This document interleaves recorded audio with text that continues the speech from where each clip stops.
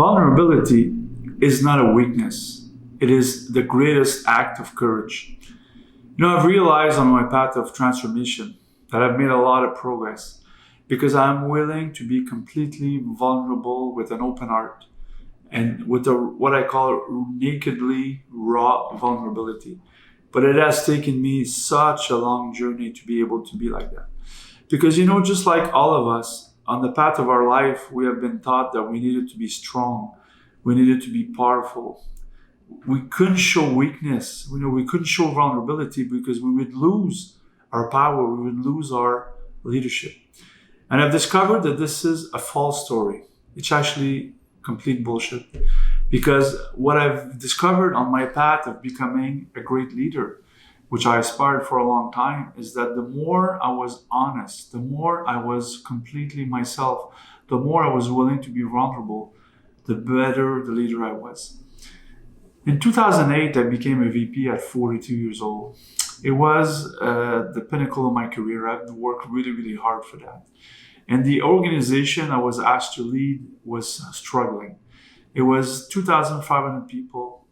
They were losing 50 million a year. I'd lost $250 million over 10 years, and I became a leader of that team. I assumed full ownership, but boy, was I really, really worried. And for the first year, I walked like a zombie. I was so afraid to lose my job. I did everything I could to lead the team to the best of my ability, creating a vision, making a transformation plan, making some changes in the team. But I walked with a lot of heaviness. And at some point, we had a meeting, a retreat with my leadership team. And we were doing a check-in, where everyone says how they feel. And I always spoke last. And when it came to me, I started crying. Believe it or not, I was 42 years old, leading a team of 2,500 people. I had 15 directors in my team with me, and I started crying. And do you know why? It's because my son Nicholas, which was in grade 3, failed his math exam.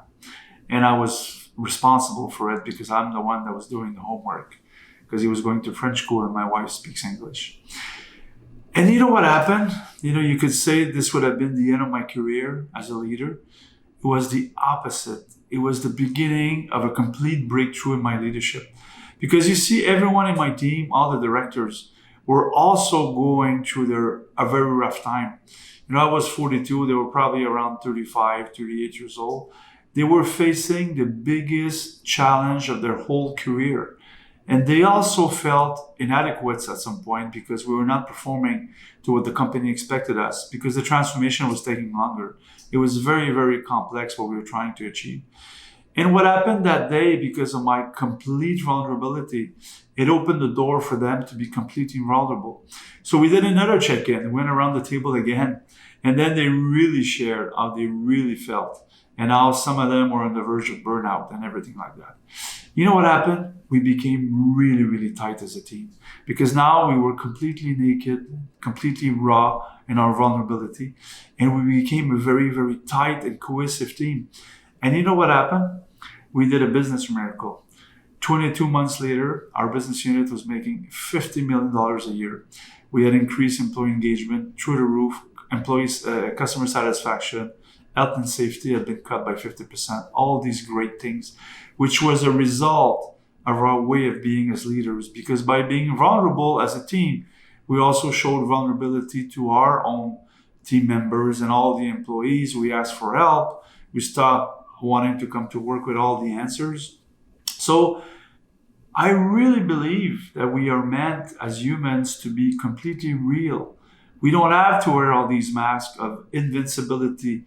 It is over the era of the superhero leader. And I've seen so many leaders make complete breakthroughs in their leadership by having the courage to open their heart and be completely vulnerable. Because you know what it also does? It creates a safe space.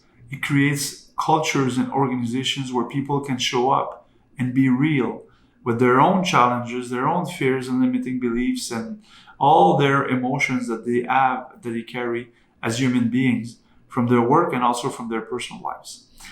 If you want to achieve greatness as a leader, if you want to be the greatest version of a leader and a human being that you can be, I challenge you to open your heart and be completely, nakedly, raw, vulnerable.